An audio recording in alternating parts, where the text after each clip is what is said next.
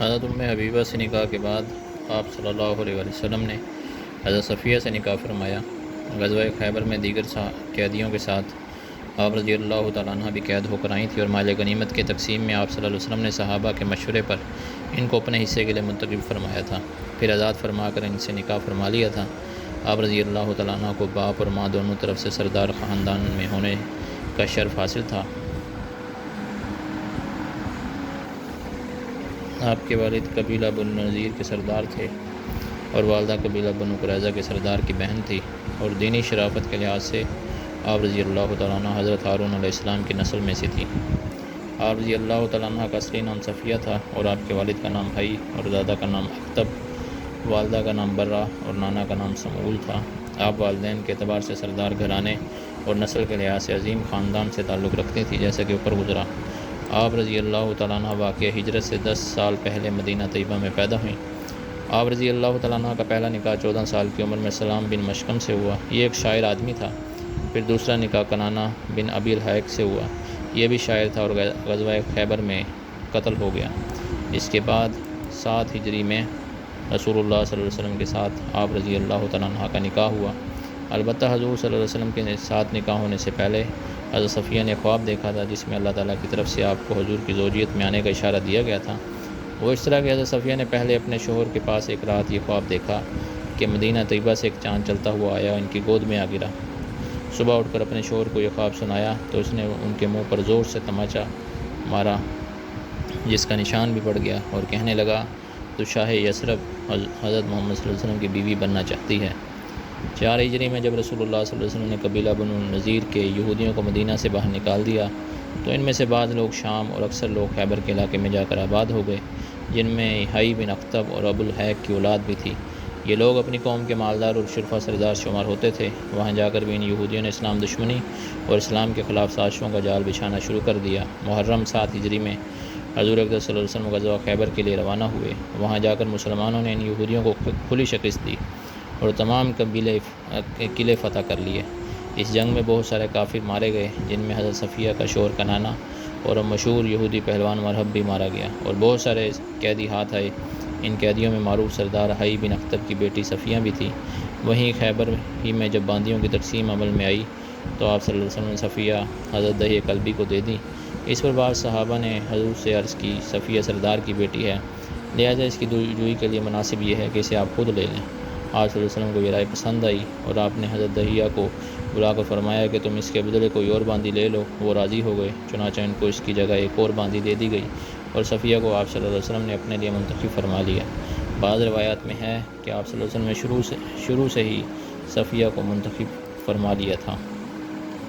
بہرحال اس کو ساتھ لیے آپ صلی اللہ علیہ وسلم تمام مسلمانوں سمیت واپس مدینہ طیبہ روانہ ہوئے۔ دوران سفر جب قافلہ مقام صبح پر پہنچا تو آپ صلی اللہ علیہ وسلم نے آزاد کرنے کے بعد ان سے نکاح فرما لیا، جبکہ وہ نکاح سے پہلے اسلام لا چکی تھی، اور وہیں سفر میں رخصتی اور ولیمہ ہوا۔ رخصتی کے لیے کوئی خاص انتظام نہیں کیا گیا، حتیٰ کہ خیمہ بھی دستیاب نہیں تھا، وہیں چادروں سے عارضی خیمہ بنا لیا گیا۔ حضرت سلیم اور حضرت سنان کہتی ہیں، ہم نے حضرت صفیہ کی تیاری کرائی، ان کے بالوں میں کنگھی کی اور خوشبو لگائی۔ جب آپ صلی اللہ علیہ وسلم ان کے پاس تشریف لائے تو استقبال کے لیے کھڑی ہوئیں۔ دراصل یہ بات ہم نے انہیں نہیں کہی تھی، اور پھر ہم وہاں سے اٹھ کر گئیں۔ جب صبح ہوئی تو ہم ان کے پاس گئیں، انہیں غسل کی حاجت تھی، لہٰذا ہم انہیں اپنے ساتھ لے کر لشکر سے دور پردہ کی جگہ میں پہنچ چلی گئیں۔ انہوں نے قضائے حاجت کی اور غسل کیا۔ انہوں نے ہمیں بتایا، رات جب آپ صلی اللہ علیہ وسلم میرے پاس اندر تشریف لائے تو آپ صلی اللہ علیہ وسلم نے آ کر خوشی کا اظہار کیا۔ اس کے علاوہ آپ صلی اللہ علیہ وسلم نے پوری رات آرام نہیں فرمایا اور صبح تک مجھ سے باتیں کرتے رہے۔ حضرت صفیہ فرماتی ہیں، جس وقت میری رخصتی ہوئی اس وقت عمر پورے 17 سال بھی نہیں ہوئی تھی۔ شب زفاف کے بعد جب صبح ہوئی تو رخصتی کی طرح ولیمہ بھی انتہائی سادگی سے کیا گیا۔ آپ صلی اللہ علیہ وسلم نے اعلان کرا دیا، جس شخص کے پاس جو چیز کھانے کی ہے وہ لے آئے۔ پھر چمڑے کا دسترخوان بچھایا اور لوگ چیزیں لانے لگے، کوئی شخص کھجور لایا، کوئی گھی اور کوئی ستو لایا۔ پھر سب نے مل کر ان تمام چیزوں کو اکٹھے ایک جگہ ملا دیا اور اس سے ایک مالیدہ سا تیار ہو گیا، جسے لوگوں نے ولیمے کے طور پر کھانا شروع کیا۔ اس مختصر سے ولیمے کے بعد جب مدینہ منورہ واپسی شروع ہوئی تو پورے سفر میں حضور صلی اللہ علیہ وسلم کا معمول یہ رہا کہ جب اونٹنی پر سوار ہونے کا وقت آتا تو آپ صلی اللہ علیہ وسلم اونٹنی کو بٹھا کر اس کے پاس اپنا گھٹنا مبارک آگے کر کے بیٹھ جاتے۔ حضرت صفیہ آپ صلی اللہ علیہ وسلم کے گھٹنے پر اپنا پاؤں رکھ کر اونٹنی پر سوار ہو جاتی تھیں، پھر سفر شروع کر دیا جاتا۔ حضرت صفیہ یہ بھی بیان کرتی ہیں، میں نے رسول اللہ صلی اللہ علیہ وسلم سے زیادہ اچھے اخلاق والا شخص نہیں دیکھا۔ خیبر سے مدینہ کی طرف واپسی کے سفر میں آپ صلی اللہ علیہ وسلم نے مجھے اونٹنی پر اپنے پیچھے بٹھا رکھا تھا۔ دوران سفر جب مجھے اونگ آتی اور میرا سر کجاوا کے پچھلے حصے کو لگنے لگتا تو آپ اپنے دست مبارک سے میرا سر تھامتے اور فرماتے، اے حئی کی بیٹی، دھیان سے سوار رہو۔ پھر جب ہم صفا پہنچے تو آپ صلی اللہ علیہ وسلم نے فرمایا، صفیہ، میں نے تمہاری قوم کے ساتھ جو کیا، یعنی ان کو قتل کر کے ان کا علاقہ فتح کیا، اس پر میں تم سے معذرت خواہ ہوں۔ دراصل بات یہ ہے، ان لوگوں نے مجھ کو اس طرح کہا تھا اور ان سے جہاد کرنا ایک شرعی حکم تھا، اس لیے میں نے یہ سب کیا، لہذا تم اس سے افسردہ اور دل برداشتہ نہ ہونا۔ اس سفر خیبر کے علاوہ ویسے آپ صلی اللہ علیہ وسلم سفر حج کے دوران جب اپنی ازواج کے ساتھ حج پر تشریف لے جا رہے تھے تو راستے میں ایک جگہ حضرت صفیہ کا اونٹ بیٹھ گیا اور آپ رضی اللہ تعالیٰ عنہ سب سے پیچھے رہ گئی، جس سے آپ رضی اللہ تعالیٰ عنہ کو بہت رنج ہوا اور بے اختیار آپ رضی اللہ تعالیٰ عنہ نے رونا شروع کر دیا۔ حضور اقدس صلی اللہ علیہ وسلم کو اس کی اطلاع دی گئی تو آپ تشریف لائے اور اپنی چادر کے کپڑے اور اپنے ہاتھ سے آپ رضی اللہ تعالیٰ عنہ کے آنسو پوچھنا شروع کیے۔ آپ رضی اللہ تعالیٰ عنہ برابر روتی جاتی تھیں اور حضور ان کے آنسو پوچھتے جاتے تھے۔ حضرت صفیہ نے رسول اللہ صلی اللہ علیہ وسلم سے علم دین کی تحصیل میں اپنی کوشش صرف کی اور آپ صلی اللہ علیہ وسلم کی تعلیمات پر ارشادات کو محفوظ کیا اور آگے امت تک پہنچایا۔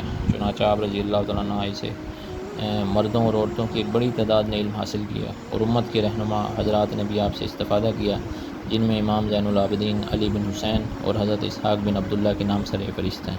اشاعت علم کا یہ عالم تھا کہ بسا اوقات آپ رضی اللہ تعالیٰ عنہ کے پاس مسائل شرعیہ معلوم کرنے والوں کا ہجوم ہوتا تھا۔ سہیرہ بنت جعفر بیان کرتی ہیں کہ ہم لوگ حج کر کے واپس مدینہ منورہ پہنچے تو حضرت صفیہ کے پاس مسائل سیکھنے حاضر خدمت ہوئے۔ وہاں جا کر دیکھا آپ رضی اللہ تعالیٰ عنہ کے پاس پہلے سے ہی کوفہ کی بہت سی عورتیں جمع تھیں۔ ہمارے پہنچنے پر وہ عورتیں ہماری طرف متوجہ ہو کر کہنے لگیں، اگر چاہو تو تم مسائل پوچھو اور ہم سنیں گے، اور اگر چاہو تو ہم مسائل پوچھیں اور تم سنو گی۔ ہم نے کہا تم پوچھو، تو انہوں نے میاں بیوی سے متعلق مسائل دریافت کیے اور کچھ مسائل حیض وغیرہ کے بارے میں پوچھے اور ہم ان مسائل کو سنتی رہیں۔ راجہ قول کے مطابق آپ رضی اللہ تعالیٰ عنہ کی وفات حضرت معاویہ کے دور میں رمضان 50 ہجری میں ہوئی اور آپ جنت البقیع میں دفن ہوئیں۔ نبی کریم صلی اللہ علیہ وسلم نے حضرت صفیہ سے فرمایا، صفیہ، بلا شبہ تم نبی حضرت ہارون یا حضرت اسحاق کی صاحبزادی ہو، یعنی ان کی اولاد میں سے ہو۔ تمہارے چچا حضرت موسیٰ یا حضرت اسماعیل بھی نبی تھے اور اب تم ایک نبی یعنی محمد صلی اللہ علیہ وسلم کی بیوی ہو۔ آپ رضی اللہ تعالیٰ عنہ کی شان بیان کرتے ہوئے لکھا ہے، آپ عبادت و تقویٰ، دنیا سے بے رغبتی، نیکی اور صدقہ کرنے میں عورتوں کی سردار شمار ہوتی تھی۔ نیز اللہ تعالیٰ نے آپ رضی اللہ تعالیٰ عنہ کو خاندانی شرافت، عزت و افتخار، عقل و فضل، حسن و جمال، بردباری اور دینداری سے خوب سرفراز فرمایا تھا۔ آپ رضی اللہ تعالیٰ عنہ مال کی محبت سے پاک اور مجسمہ سخاوت تھیں۔ مشہور تابعی سعید بن مسیب کا بیان ہے، حضرت صفیہ جب خیبر سے مدینہ تشریف لائیں تو ان کے کانوں میں سونے کا تھوڑا سا زیور یعنی سونے کی بالیاں تھیں۔ انہوں نے وہ زیور حضرت فاطمہ اور ان کے ساتھ کچھ عورتیں تھیں ان کو حبا کر دیا۔ آپ رضی اللہ تعالیٰ عنہ نہایت عالی اخلاق تھیں۔ حضور اقدس صلی اللہ علیہ وسلم کی حدیث معروف ہے، جو تم سے برا کرے تم اس سے اچھا کرو، کہ عملی پیکر اور جیتا جاگتا نمونہ تھی۔ ایک دفعہ آپ رضی اللہ تعالیٰ عنہ کی باندی نے امیر المومنین حضرت عمر بن خطاب کی خدمت میں آپ کی شکایت کی۔ حضرت صفیہ یہودیوں کی طرح ہفتہ کے دن کو اچھا سمجھتی ہیں، نیز یہودیوں کے ساتھ اچھا سلوک کرتی ہیں۔ حضرت عمر نے آپ کے پاس آدمی بھجوا کر اس کی حقیقت معلوم کرائی۔ آپ رضی اللہ تعالیٰ نے فرمایا، جہاں تک ہفتہ کی بات ہے تو اللہ تعالیٰ نے جب سے مجھے اس کے بدلے میں جمعہ کا دن عطا فرمایا، میں نے اس دن کو جمعہ کے مقابلے میں کبھی اچھا نہیں سمجھا۔ باقی رہی یہود والی بات، تو اس کی حقیقت یہ ہے کہ ان میں سے کچھ لوگ میرے رشتہ دار ہیں اور میں صلہ رحمی کی خاطر ان کے ساتھ حسن سلوک کرتی ہوں۔ اس کے بعد آپ رضی اللہ تعالیٰ نے اس باندی سے پوچھا، تمہیں کس چیز نے شکایت پر ابھارا؟ اس نے کہا، شیطان نے مجھے بہکا دیا۔ آپ رضی اللہ تعالیٰ نے اس کی اس مبینہ اور دیدہ دانستہ غلطی پر اس کو یہ کہا، جا آج سے تو غلامی سے آزاد ہے، یعنی بجائے اس کو سزا دینے کے اس کے ساتھ اعلیٰ درجے کا احسان کرتے ہوئے اس کو آزاد کر دیا، جس سے وہ ہمیشہ کے لیے آزاد خواتین کے زمرے میں داخل ہو گئیں۔ مسلمان کو رسول اللہ صلی اللہ علیہ وسلم سے محبت ہوتی ہے، مگر ام المومنین حضرت صفیہ کی سچی محبت کی گواہی آپ صلی اللہ علیہ وسلم نے خود اپنی زبان مبارک سے دی۔ جب حضور اپنی اس بیماری میں تھے جس میں آپ صلی اللہ علیہ وسلم کا انتقال ہوا اور آپ کی ازواج مطہرات بھی وہاں جمع تھیں، آپ صلی اللہ علیہ وسلم کی شدت مرض کو دیکھ کر حضرت صفیہ نے آپ سے کہا، اے اللہ کے برگزیدہ نبی، اللہ کی قسم، میری یہ دلی خواہش ہے کہ اس وقت جس بیماری میں آپ مبتلا ہیں وہ بیماری آپ سے دور ہو جائے اور مجھے لگ جائے؟ تو آپ صلی اللہ علیہ وسلم نے فرمایا واللہ صفیہ اپنی بات میں بالکل سچی ہے۔